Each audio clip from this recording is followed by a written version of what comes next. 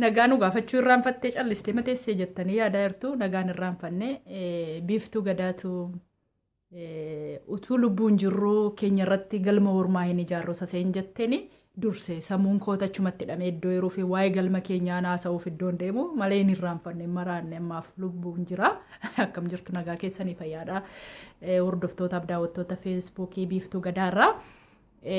Har'a namooti baay'ee warroota nagaafattanii namooti warri naa barreessitanii maa baddee siyaannee yaadi kee maanurraa citee jettanii hedduun keessan naa barreessaa jirtu. Galatooma nama sin gaafatu nabini hin bannee jira yeroo baay'ee viidiyoo garaagaraa waraabee iddoon qabuuf jechoota ammaa wajjin wal fafakkaatee iddoon itti argamee fi achumarra iddoo jiruuf hin dhiise malee utuu kana miti lubbuun kiyyallee isinii dabarsee isinii kennachuudha. Gaafa Oromiyaan bilisoomtu wantiin qabu ofi Allah akbar jira dhiiga kiyyachitti buusaati bilisummaa keessan ittiin galmeeffadha ofiisinii kenneera jechuudha waan biraallee waan wanti ana caalu hin jiru ofiif anaaf kan caalu hin jiru lubbuu kiyyallee dabarsee isinii kenneera jechuudha gumaacha bilisummaa Oromootiif akka nama sangaa qaluutti itti natti fayyadamaa guyyaa bilisummaa keenya hawwiin koo isa jechuudha hawwiin koo tokko bilisummaa tokko immoo Oromoo walqixa tokko ta'ee inni dhaaba garaagaraa tokkummaan Oromoo bakka jiru salphina jiru kana keessaa yeroo baay'ee waan yaaddee wal ga'ii jedhanii namoonni baay'een eebbisa. Dhugaadhuma wanti yaade yoo jiraate wanti hawwu jireenya koo keessatti wanti na gammachiisu yoo jiraate tokkummaa Oromoo yoo bilisummaa illee argine tokkummaa Oromoo ija kiyyaan arge yoo hundu'e boolla keessatti illee waan hin boqonnaa argadhu natti fakkaata. Galatoomaa isiniin jedha. Amma har'a yaada warra OPDO sagaleen isaanii waraabamee bahee jedhan sanarratti xinnuma see yaada tokko haasa'uu barbaada. Sagaleen suni silas nu dhaga'u jedhanii ta'e qindaa'ee waan bahee fakkaata. Wanti isaan qindaa'ee bahee jedhee yaaduuf immoo silas hin haasa'u baasanii haasa'uun isaanii nafuu yeroo dhaga'amutti uummata akka garaa nyaatuuf qindeessanii godhan viidiyoo sana jechuudha. Egaa wanti suni galatooma viidiyoo sana akka kanatti waraabdanii gadhiisuu keessanii fi baay'ee isin galateeffadha. Maaliif isin galateeffadha? Mootuu daanyaan keessan inni Hayilamaariyaamii jedhan sun maal jedhe kanaan dura warroota biyya alaa jirtuu fi warroota akka ABO warroota akka OLF fi warra teeroristootatu ijoollee akka godha jedhanii haasa'anii turan YouTube irra jira dhaggeeffachuu dandeessu. OPDOnis akka jechaa turtanii jechuudha. Afaanuma sana haasoftanii deebitanii immoo rakkoo keenya irraatti kan kee hojii dhabee rakkoo bulmaataa uummanni mileeniin tokko hojii dhabee Oromoonni namni 30 eebbifamaa namni ammanni hojii dhabaa baarandaa ta'ee zabanyaa ta'ee maal ta'ee jettanii haasoftanii. Kuni dhugaa jiru haasoftan kun iddoo dhugaan keessa jiruuf isin galateeffadha. So qindeessitanii uummata laamsheessuudhaaf iyyuu qabsoo keenya laamsheessuudhaaf iyyuu yoo gootanii garuu dhugaatu keessa jira. Dhugaan hindaaqonaa ta'ee sattiin qalan baastii jedhan. Haa ta'u iyyuu malee wanti tokko waan ani isinitti himuu barbaadu waggaa 25 afuuftanii dhufuun keessan achi biyya keessa taa'ee alaasitti funyaan kun ajeessaa jira. Nattajaa jira. Soba keessa waan barbaadan jettan dhiifama karattan waan barbaadan jettan isa tokko yaabsiftan isa tokko irraa buustan.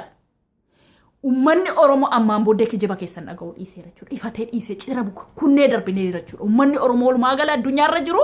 Waa'ee keessan kijiba keessan dhiiseeraati. Halooloo yookiin maayikii yookiin maayikiroofoonii akkasiin taatan isin furanne waa'ee OPDO akkasiin hin jirretti isin booji'amaa akkasiin taatan beennee darbe haasoftanis buuftanis irraa yaabdanis irraa isin diiganis nuti waa'ee OPDO miti kana haasaa jiru.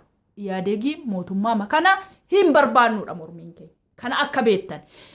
Kan Kadir Muktaar buusuu dhiisaati Bakirshaalee yaabsisuu dhiisaa Zalaalamee manirraa buusuu dhiisaati Abbaa Duulaa Gammadaa Prime Minister of Ethiopia yoo gootan jijjiirama tokko fiduu hin dandeessan jechuudha. Tokko 0 wala hanti 0.5 tokko nuu fiduu hin dandeessan jechuudha. Jijjiiramni hin jiru jechuudha. Ka waggaa 25 keessatti waan tokko nuun jijjiirre amma lubbuu dhiiga keenya ilmaan Oromoo ijoolleen keenya duuti awwaallannee dhiigan qoorfanne nuu jijjiirtonnee isin wajjin nagaa bor immoo paartinee hojii wajjin hin jiraanna jechuudha. Isin nuuf warra gumaate jechuudha. Haqaa xaariidha isin jechuudha. Gariin nu taatanii dhiiga keenya taatanii nu duukaan dhaabbanne taayitaa nama 15 hin jirtan achirrayyuu tummoo jiraattaniyyuu nuun isiniin boonna. Hin jirtan taayitaarrayyuu. Isuma haqaa xaarummaa keessa itti fuftaniirtu jechuudha. Maali? Hin saalfattanii amma yoomiiti? Namatti yeroo hundaa yooma soba himan hin qaaniin isinitti nagaamu. Inaasayina afaan keessan ziip godha. Isin maayikiroofoonii akka taatan beennee jirra. Hundummi keessan afuuftuudha. Oduu holola oofuu dhiisaati yoo isinii danda'ame uummatatti dabalama. har'as karaan isinii jira. Dhugaa amantuu. Dhuguma isa dhugaa amantuu tokkummaa Oromootti namana ani isiniif hin gadda. Maaliif isinii gadda? Namni tokko akkamitti waan hin goone godheera wanjala kana natu furate natu ijoollee kana ajjeese nutu fixe rakkoo keenyarraa hin jettanii isi waan xinnoo isetitti sangaan cidii arge malee allayyaan arginee jedhan waan bor isinitti dhufu waan isin ofitti ragaa bahaa jirtanii naannee rakkoo keenya mineedhe yaadegiin keessaa teeppillefiin harka keessaa furateera jechuudha. Eenyutu akka godhe ofii isaaniiti kun rakkoo bulmaata keenyaati jedhanii isaantu ragaaf itti ba'e isiniin jechuuf deema. Ani immoo lammiin koo maaliifi Oromoon ajjeese jedhe addunyaatu sin gaafata bormaa eessa geesse eeyyutu nu gaafata jechuu dandeessu. Garuu addunyaatu sin gaafata. Eeyyuun gaafata Oromoo gaafata. Oromoo ajjeese seenaa ta'a. Durmi nilikti nu ajjeese ni haasa'u nama garuu oppiidiyoon nu ajjeese ni haasa'uuf deema.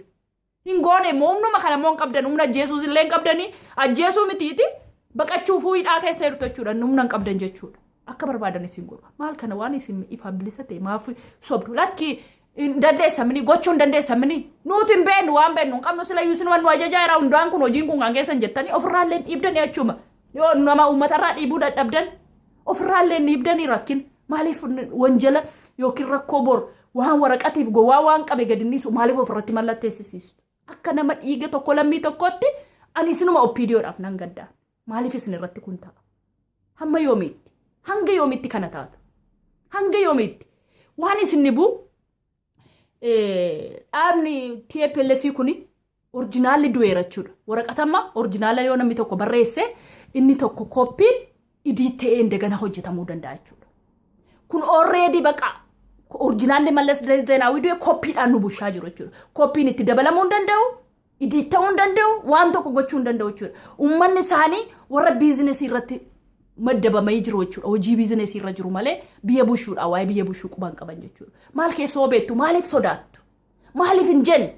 Abbaan duulaati illee yeroo ta'e tokko yeroo maqaa isaan dha'uti bar ta'e tokko yeroo rakkoo uummata Oromoo irratti biyya keessatti saba biraatiin cunqursaan ajjeessan irratti raawwate uummata waraana Oromoo leenjisiistee Faxinoo warra jedhan furattee halkan deemtee tarkaanfii furatte sana ani nan beeka. Guyyaa isaa bara isaa wajjin quba qaba.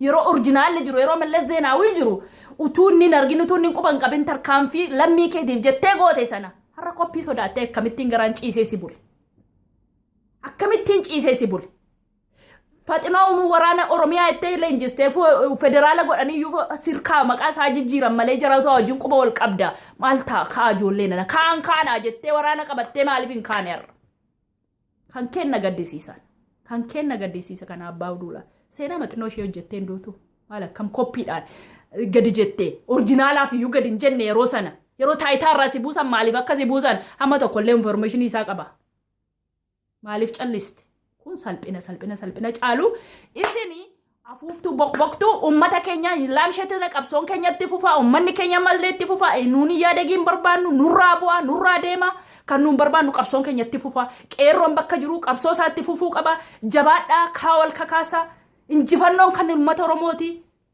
ajjeessaaf du'aan ajjeeschaan nurratti hin jalqabamne kan du'eetu qabsoo dhiigi keenya dhangalee maqaa malee seenaa malee hin deebi'u kanaaf dhiifama wanti nuuni see furannu hin jiru dhiifama kan jettu hundummi kee warri dogongora gooti dhiifama kan jettu ittiin taatee qabachuutu hin ta'in ummata keenya gorsuu dhugaa jiru baastee himuu malee waa'ee dhiifama jennee itti fufnee isin hojjisiisna sa jedhani kana abjuu keessan kutadhaa jechuudha. Warri biyya alaa keessa jirtan immoo warri dur sheer gootan uummanni ammallee du'aa jira sheer godhaa laayikii godha akkuma duriitti hordofaa bira gaati uummata viidiyoo uummataaf dhiyeessaa. Ijoollee hedduun dhumaa jiru ijoollee hedduun hidhamaa jiru ijoollee hedduun rakkoo keessa jiru jechuudha. Akkuma durii sanatti hordofaa warri laayikii jettanii laayikii gochaa turtan sunis kuma meeqa ammas godhaa. Duukaa bu'aa information hin qabbaneessina du'a durii iyyinee boonye dhiiga buusaa turre har'a bu'aa hin jirru inni adoonne jechuudha akkuma kana dubbiche jechuudha. Jijjiiramni jabaachuu qaba qabsoon itti fufuu qaba qeerroon biyya keessaa jabaachuu qaba barnoota dhaabuu qaba hiriira nagaa akka dheengada finfinneedhaa ta'e itti fufuu qaba caalatti cimeetti fufuu qabachuudha qabsoon bifa qindaa'ee haala biraatiin waliigalli Oromiyaa waliigala ba'uu qabachuudha. Ijoollee baay'eetu baahan jiran biyyoota baay'ee Wallagga keessaa amma ani nan qaana ijoolleen Gimbii meerresin ijoolleen Arjoo guddattuu meerresin ijoolleen Goorii meerresin ijoolleen Qilxuu Harraa meerresin ijoollee baay'ee maqaa biyyaa akkas Wallagga beera jennuyyuu malee maqaa biyya tokkoon isin beeka warri hin baane. Maaliif? Ba'uu qabdu, ka'uu qabdu, dhaabbachuu qabdu, biyyoonni biraas ba'uu qabdu, Arsiin baas ba'uu qabdu, hundummi keessan ba'uu qabdu, ka'uu qabdu, dhaabbadhaa kaati ofii keessaniif, namaaf min ofii keenyaaf, agabuu taane, baqataa taane, godoo keenyarraa kaanne, kaa wal kakaasaa hin ciisinaa, jabaadhaa, qabsoon itti fufuu qaba, kan duraaniirra daran itti taa'eera, kun koppiidha, orjinaalli du'eera, orjinaala iyyuu miti. Koppiidhaan hin bullu, nuun ofiin of bulchina, qabsoon keenyatti fufa, jabaadhaa, hamileen keessan isin hin laafin, gochaa isin gootan addunyaa irratti maqaa Oromoo boonsee nu boonsitanii isinii hin boonnaa, ammallee jabaatee itti fufuu qaba, hiriirri nagaa dhaabbachuu hin qabu. Yoo kaleessa ajjeesuu ta'e arramoo waraqata keessan barreeffattanii karaa dura dhaabbattanii nama mormineerra namicha kan nurraa ka'u mootummaan kun mootummaa kanan barbaade tooftaa garaagaraa jijjiiruudhaan qabsoon keenyatti fufa. Yeroo gabaabaa keessatti Oromiyaarra dhaabbatti kun yeroo gabaabaa keessatti Oromiyaarra dhaabbatti kun shakkii tokko malee bilisummaan keenya galmaan gaanna, qabsaan hin du'a, qabsoon itti fufa. Sodaattuun eessallee hin geessu, sodaattuun eessallee hin geessu. Jannata rabbiin argitu lunni maaliifi shakkii sammuu see keessa jira waan jette qaat gooteen guutu azaaballee ta'e qaat, jannatallee ta'e qaat, keeriillee ta'e qaat, sharriillee ta'e qaat, murataa wayitti ba'a. Kanaafiyyuu jabaadhaa, qabsoo keessa finiinsisaa.